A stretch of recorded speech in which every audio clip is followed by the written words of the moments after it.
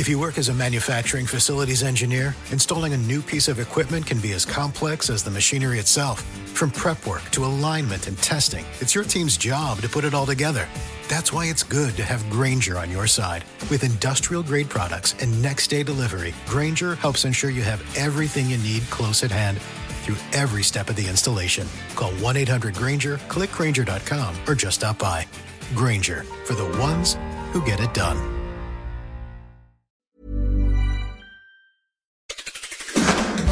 Seven things you don't really need to know, but probably should. I'm Jamie East, and this is the Sunday 7. I'm Mike Wooler, in for Jamie East this week. On today's episode of the award-winning Sunday 7, we hear about Spain's dramatic power cut, new research on immunotherapy, and why bugs on your windshield matter. Plus, Will Guyatt, the Smart 7's resident tech guru, has the latest on the shopping cyber attacks and Mark Zuckerberg's plans for AI friends. If you're enjoying our episodes, please do like and follow us wherever you get your podcasts. We're here 7 days a week at 7 a.m. with the 7 biggest stories on the Smart 7 in association with Metro. Before we get started, though, it was on this day in 1933 that Carl Jansky first described his discovery of radio waves emanating from the centre of the Milky Way. The galactic radio waves were low intensity and on a short wavelength that only specialist equipment was able to detect. Jansky published his findings at the International Radio Union in Washington, and it made front page on the New York Times.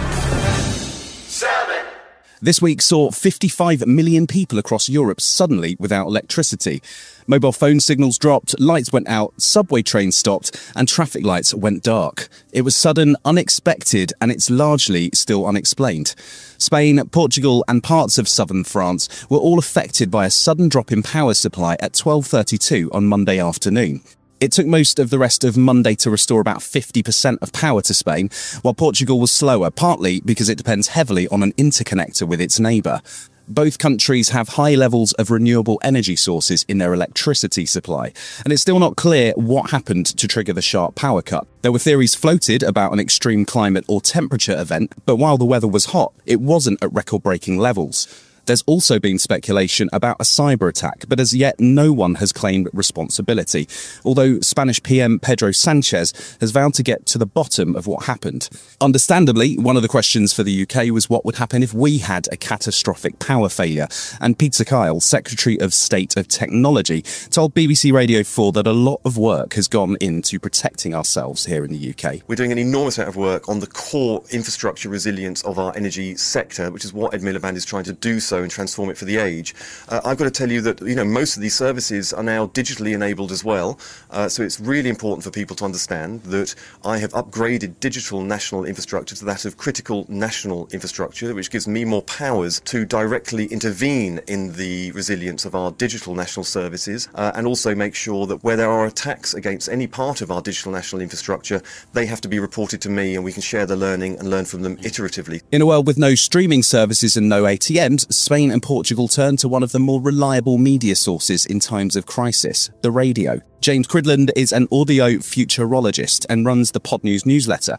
He says that it's worth keeping the wireless in mind when an event like this happens. It's important to make sure that you've got a couple of sets of batteries hidden away in a box somewhere. That's an important thing. But, radio's always made sure that it is an emergency service. One of my earliest memories, actually, was 1978 in Somerset. And I remember my parents being very excited because the BBC put up a special emergency radio station for us after a large storm. So it's been doing this for a long, long time. Surprisingly, Spanish and Portuguese airports were relatively unaffected, in sharp contrast to the chaos caused at Heathrow by a fire. There were some cancellations, but generators appeared to keep things running. However, the situation proved to be chaotic for travellers already on the ground. Travel expert Simon Calder says it's highly unusual that there was such a significant collapse of critical systems. Critical national infrastructure like this in both Spain and in Portugal, there will be multiple fail-safe protections, and those appear comprehensively to have failed, and it's led to absolute misery for millions of people.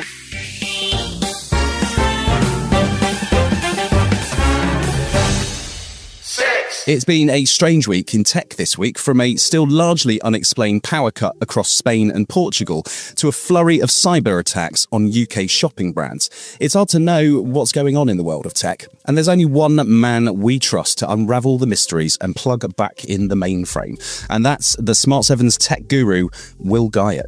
So, Will, what's your theory on the Spanish and Portuguese power cut? Too much weird stuff goes on in the world for me to have theories about things I don't know enough about, but that didn't stop loads of social media commentators leaping in to call this a net zero issue or some kind of sinister cyber attack.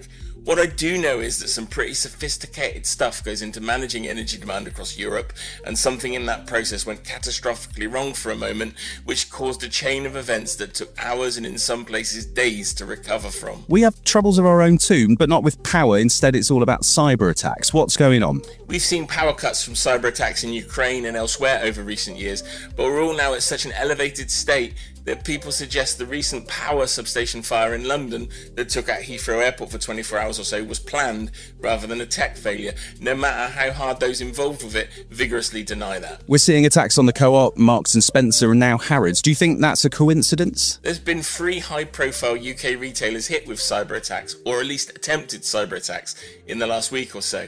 These attacks appear to have been centred on payment systems, but have caused a fair amount of disruption to the retailers involved and to us, their customers. In a way, this goes back to what we were talking about a minute ago. Like the power cuts, this could just be a coincidence, but the odds are suggesting that 3 high-profile attacks like this in a week could have a common cause or a group behind them. That said, if you were Russia or China and looking to stop food in the UK and cause chaos, taking out Harrods is certainly not going to cause that. Instead, I'd be looking for some common third-party service that all of these retailers used. That's likely where the vulnerability that caused it came from. So far, a hacking group called Scattered Spider has claimed responsibility for the Marks and Spencer's hack. They're a cyber criminal group that targets large companies and their IT help desks. They engage in data theft for extortion and have a track record in hitting banks, casinos and other organisations with lots of data and loads of cash in the bank. It's likely they were looking to acquire either payment details of customers or more of our personal data, and if these attacks were disruptive enough, they would likely be looking for ransomware payments to either not dump that personal data onto the web or save IT experts a monstrously expensive time bringing these systems back online. As is often the case, we'll probably never find out exactly what happened because a company's legal team will be all over what they say publicly to avoid fines or claims. Apart from weird cyber attacks, Mark Zuckerberg's been in the news this week with promises of a new generation of Meta AI. What's he offering? Zuck was the star draw at Meta's first LlamaCon, named after their AI model, and they revealed Meta AI, the company's big response to ChatGPT. He's talking about it as a personalised assistant for those using Facebook, Instagram and WhatsApp, and he's also suggesting that the latest generation of Meta's Ray-Ban glasses are central to this. The idea that Meta will be tracking users via someone's glasses will be a delight to the ad industry and nightmare fuel to many others. And apparently, you can also share your AI prompts like a status on Facebook now, but I'm not sure how many of my friends would really want to know.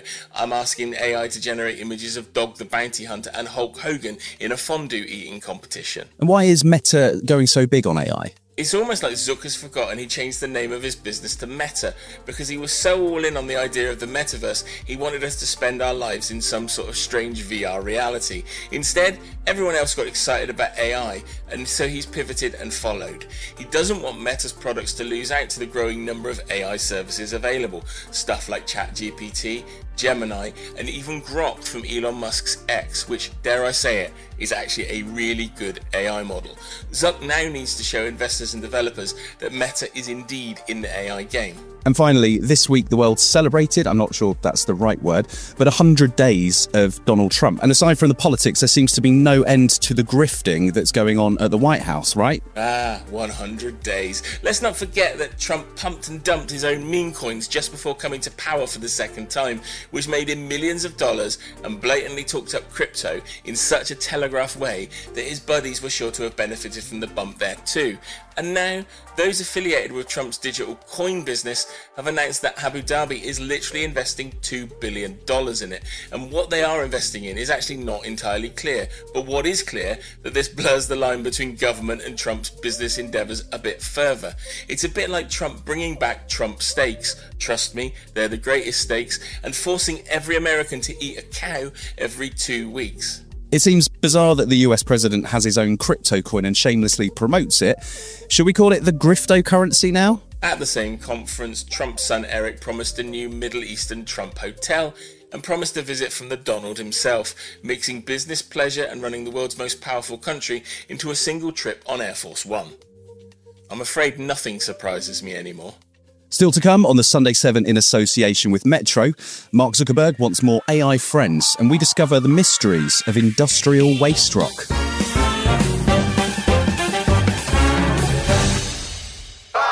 This week saw Meta founder Mark Zuckerberg busy announcing new AI initiatives that will roll out across Facebook, WhatsApp, and Instagram.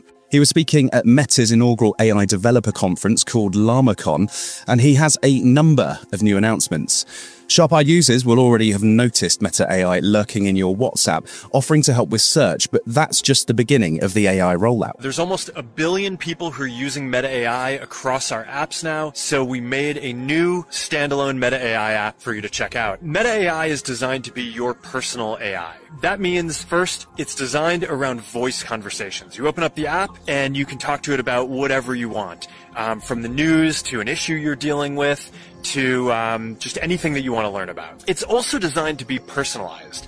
We're starting that off really basic with just a little bit of context about your interests, but over time you're going to be able to let Meta AI know a whole lot about you and the people you care about from across our apps if you want. He says AI is going to be a big part of Meta's plans going forward, and even suggested that in the next short while he wouldn't be surprised if more than half of the code for the Llama project is actually written by AI. I would guess that sometime in the next 12 to 18 months we'll reach the point where most of the code that's going towards these efforts is written by AI. And I don't mean autocomplete. I mean, right today you have good autocomplete, you start writing something and it can complete the section of code. I'm talking more you give it a goal, it can run tests, right? It can kind of improve things. It can find issues. It writes higher quality code than the average very good person on the team already. And if you're like me, the idea of training Meta's AI in your personal life might sound like a nightmare, but it's part of a grander plan from Mark Zuckerberg, who thinks that Meta AI can help tackle the epidemic of loneliness which people are facing. The average American, I think it's fewer than 3 people that they'd consider friends. And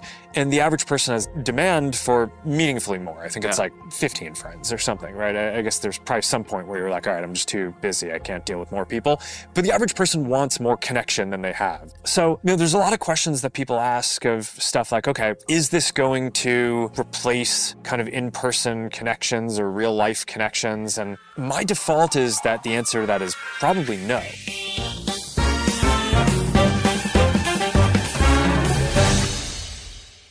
If I would say industrial waste rock, I'm pretty sure you're imagining some new super grim form of death metal, but actually it's more geological than that. New research carried out along the Cumbrian coast suggests that industrial waste, which was dumped alongside the shoreline, has already begun turning into rock, a process that normally takes millions of years. How do we know? Well, a coin with George V's head on it from 1934 and an aluminium tag from a drinks can which dates to the early 90s were found embedded in a rock-like substance. It's because that stretch of coastline was a dumping ground for slag deposit, which is the byproduct of iron and steel foundries of Cumbria in the 19th and 20th centuries. The deposits have formed cliffs which are now being eroded by the coastal tides, which is what sparked the discovery. Dr. Amanda Owen from the University of Glasgow School of Geographical and Earth Sciences explained what happened to Radio 4. These cliffs of steel slag waste material has and continues to be eroded by the waves and tides to produce and release material, which are transported and redistributed along the coast and then deposited on the foreshore on the beach by the sea. Now, what is fascinating is this material is lithified, so turned into rock on the foreshore, but this rock is dominantly composed of anthropogenic material, these reworked steel slag class. Still to come on the Sunday 7 in association with Metro. A row about net zero erupts within Labour and why no bugs on your windshield is bad news. Right after this. If you're a lineman in charge of keeping the lights on, Grainger understands that you go to great lengths, and sometimes heights, to ensure the power is always flowing. Which is why you can count on Grainger for professional-grade products and next-day delivery, so you have everything you need to get the job done. Call 1-800-GRAINGER, click Grainger.com, or just stop by. Grainger, for the ones who get it done.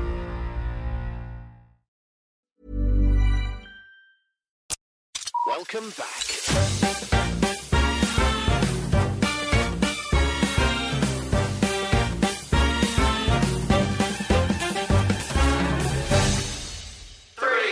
There was potential good news this week for cancer patients as the NHS became the first health service in Europe to roll out a new jab, which could be effective against 15 different cancers. The drug is called nivolumab and it's administered via injection as opposed to traditional treatments, which could involve an hour-long intravenous drip. Nivolumab, which is also known as Opdivo, has been proven to be effective versus lung, bowel, kidney, bladder, skin and head cancer.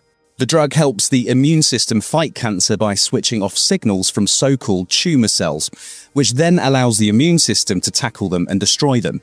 In the US, immunotherapy has proven effective and has reduced the need for many cancer patients to have life-threatening surgery, according to a new study published in the New England Journal of Medicine. Dr. Natalie Azar is a senior medical correspondent for NBC News, and she says that this drug regime and its potential impact is a significant breakthrough. Immunotherapy is directed therapy, in this case against a genetic mutation, as opposed to chemo, which is pretty indiscriminate, right? It kills cancer cells, it also kills healthy cells.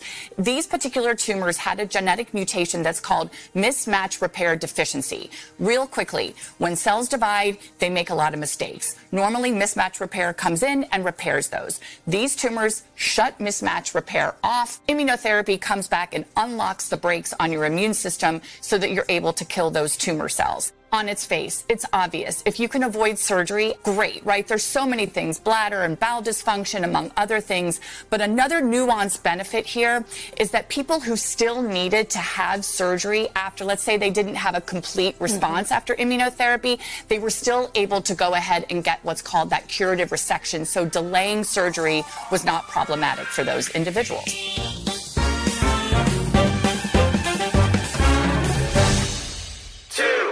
Thursday saw the UK record a brand new temperature record, the hottest 1st of May since 1990. The temperature of 29.3 degrees Celsius was recorded at Kew Gardens, and it's seen by experts as another sign that global warming is accelerating. However, this week there was a bizarre intervention in the climate change debate from former Labour Prime Minister Tony Blair on the eve of the local elections over net zero.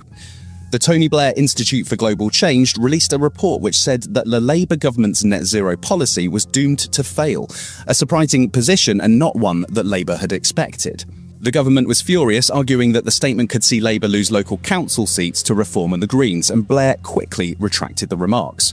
Baroness Brown, who was a member of the government's Climate Change Committee, said that this is not the time to stop fighting climate change. We need to do adaptation because even if we get to net zero by mid-century, there's still a huge amount of climate change to come and we need to be ready for that. But we can't adapt to everything, as people who live on the coast and suffer coastal erosion and flooding know.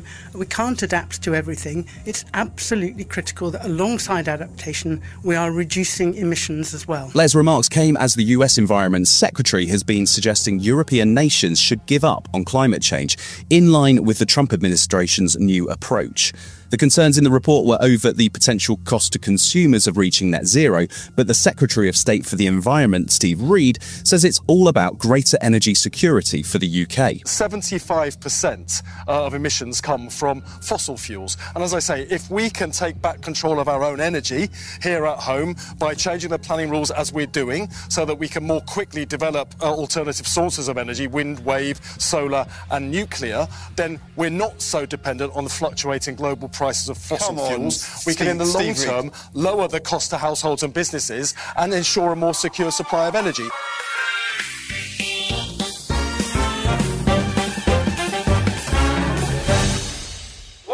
It's a very traditional summer sight. You finally reach your dream holiday destination after hours of battling through motorway traffic. And when you step out your car, you can see bugs flying and splattered across the front of your car. However, it turns out that the number of bugs on your windshield, or in this case, your license plate, could be a potential significant indicator of the health of the environment. This may be a new metric to consider, but citizen scientists have been busy counting the number of bugs on license plates and filing the information on a bug splat app, which is co-sponsored by the Wildlife Trust. The Bugs Matter survey showed a drop of 8% year on year, but it's down an alarming 63% since 2021. Dr. Lawrence Ball is from the Kent Wildlife Trust, and he says we should be worried about the lack of bugs. It's likely that it could be to do with the extreme hot weather we've had in recent years. So the summer in 2022, it got to 40 degrees. That's unprecedented in the UK. And then in 2023, we had that really dry spring. So it's probably the compounding effects of that weird short-term weather we've had, the extreme weather in the last few years, and also the longer-term decline in insects that's being recorded across the world. This has been the Sunday 7. Wherever you're listening, do us a favour and hit the follow button. We'll be back tomorrow at 7 a.m. with the regular Smart 7. Have a great rest of your weekend. Written, produced and published by Daft Doris. If you're a lineman in charge of keeping the lights on, Grainger understands that you go to great lengths, and sometimes heights, to ensure the power is always flowing. Which is why you can count on Grainger for professional-grade products and next-day delivery, so you have everything you need to get the job done. Call 1-800-GRAINGER, click Grainger.com, or just stop by. Grainger, for the ones who get it done.